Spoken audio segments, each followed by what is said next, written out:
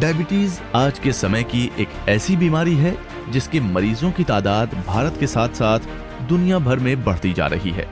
एक रिपोर्ट के अनुसार साल 2030 तक लगभग 90 मिलियन लोग डायबिटीज का शिकार हो सकते हैं। ये आंकड़े काफी चौंकाने वाले हैं क्योंकि ये भारत के आधे से ज्यादा लोगों की हेल्थ की कंडीशंस को दर्शाते हैं।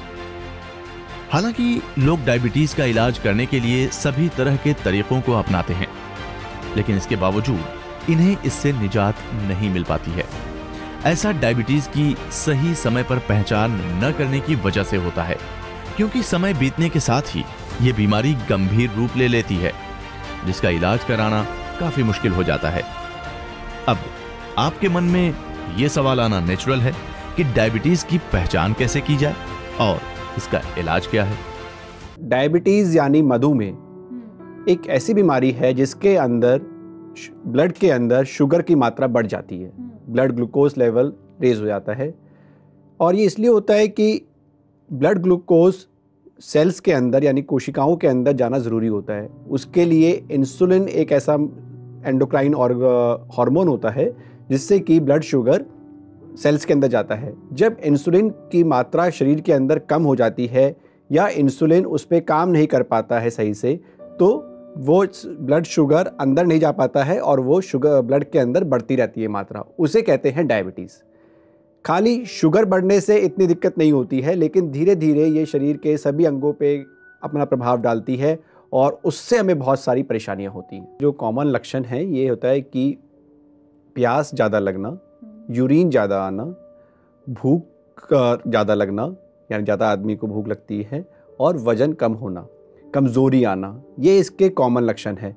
लेकिन खाली इन लक्षणों पे हमें डायबिटीज़ के बारे में नहीं सोचना चाहिए। कई बार ऐसा होता है कि लक्षण नहीं भी होते या आदमी को केवल थोड़ी कमज़ोरी महसूस होती है और वो अपना कार्य करते रहते हैं और कमज़ोरी के बहुत सारे कारण सोचते हैं। इसलिए हमें अपना एक पीरियोडिक टेस्टिंग करा लेनी चाहिए। अगर या किसी के घर में माताजी और पिताजी में किसी के भाई बंधु में किसी को डायबिटीज़ है तो उन लोगों को अपनी टेस्टिंग ज़रूर करा लेनी चाहिए पीरियोडिकली, ताकि उनका डायबिटीज़ अर्ली स्टेज में डायग्नोस हो सके। डायबिटीज़ से शरीर के हर बॉडी सिस्टम पे कॉम्प्लिकेशंस होता है। क्या आप उसमें let's start from the beginning. अगर आप दिमाग में देखेंगे तो स्ट्रोक के चांसेस यानी कि जिसे हम पैरालिसिस कहते हैं वो चांसेस बढ़ जाते हैं। उसके बाद आप आँखों पे आइए, आँखों में रेटिनोपैथी हो जाती है जिसे डायबिटिक रेटिनोपैथी कहते हैं। उससे आँखों में अंधापन या दिखाई देने की कमी ये हो सकती है। अगर हम दिल की बात करें तो दिल में दिल का दौरा या मायोकार्डियल इन्फेक्शन पड़ने के चांसेस फिर बढ़ जाते हैं। किडनी पे आते हैं, किडनी में किडनी ख़राब होने का डर रहता है जिससे कि यूरिन में कमी होना और सूजन आ जाना ये परेशानी हो सकती है। और पैरों की नसें या शरीर की नसें कमज़ोर हो जाती हैं जिससे कि नसों में सुनपन होना या डायबिटिक फुट हो जाना। तो यानी ऊपर से नीचे तक शरीर के सभी अंगों पे इसका प्रभाव पड़ता है। एक बात और देखी गई है कि किसी किसी में कॉम्प्लिकेशंस ज़्यादा होती हैं, किसी में कॉम्प्लिकेशंस कम होती हैं। तो इसके लिए भी एक स्टडी करी गई तो उसमें ये पाया गया कि जिन लोगों का शुरुआती दिनों में जब डायबिटीज़ डायग्नोज हुई, जब शुगर बढ़नी शुरू हुई, उस टाइम पर अच्छा कंट्रोल होता है, उन लोगों को कॉम्प्लिकेशंस होने के चांसेस कम हो जाते हैं। इसे लिगेसी इफ़ेक्ट कहते हैं। तो और जिन लोगों का उसमें शुगर ज़्यादा होता है शुरू में, उनको कॉम्प्लिकेशंस ज़्यादा हो सकती हैं। तो ये ज़रूरी है कि हम डायबिटीज़ का शुरू से ही अच्छा कंट्रोल रखें। आपके डॉक्टर ने जो सलाह दी है उन सब का पालन करें तो कॉम्प्लिकेशंस होने के चांसेस कम हो जाएंगे। डायबिटीज़ वाले पेशेंट्स को ब्लड प्रेशर होने के चांसेस ज़्यादा रहते हैं, और जब ब्लड प्रेशर भी होता है, डायबिटीज़ भी होता है, तो उस टाइम पे हार्ट डिजीज़ होने के चांसेस और भी ज़्यादा बढ़ जाते हैं। तो उसमें फिर वो लोगों को हार्ट अटैक होना या इस तरह की हार्ट फेल होना, ये परेशानियाँ ज़्यादा हो जाती हैं। देखिए, इंसुलिन की रिक्वायरमेंट दो कंडीशन में पड़ती है। एक तो जो टाइप 1 डायबिटीज़ है जिसमें बताया है कि इंसुलिन बन ही नहीं रहा, इंसुलिन की कमी हो गई है, यानी कि जो बच्चों में या यंग पीपल के अंदर हो जाती है, उसके अंदर आपको इंसुलिन ही उसका अभी ट्रीटमेंट है। तो कई बार ये भी होता है कि सब लोग डरते हैं कि अभी से इंसुलिन लगाएंगे तो बहुत जीवन बचा हुआ है तो हमेशा इंसुलिन लगाना पड़ेगा, तो लोग इंसुलिन छोड़ देते हैं और बहुत बार वो गलत जगह पहुंच जाते हैं जहाँ कि उनको कहते हैं गोलियों से डायबिटीज़ ठीक हो जाएगी, इंसुलिन की ज़रूरत नहीं है।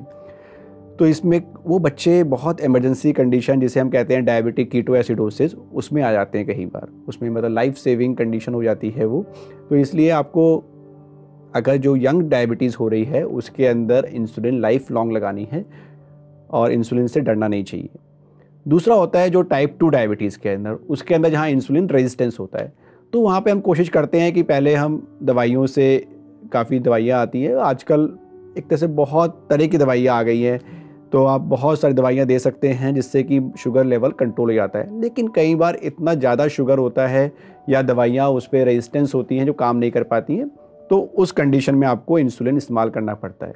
और इंसुलिन के साथ एक विशेष ध्यान रखने वाली बात होती है कि जैसे जो हमारे ग्रामीण में जो लोग रहते हैं उनके लिए बहुत ज़रूरी है कि वो इंसुलिन को सही टेम्परेचर पे रखें, क्योंकि इंसुलिन एक तरह का हार्मोन है। अगर आप उसने, जैसे इंडिया में टेम्परेचर बहुत ज़्यादा होता है, 35-40 डिग्री टेम्परेचर पहुंच जाता है, तो अगर वो बाहर रखी रहती है इंसुलिन तो वो ख़राब हो जाती है। उसके बाद हम इंसुलिन लगाते भी रहते हैं तो असर नहीं आता है।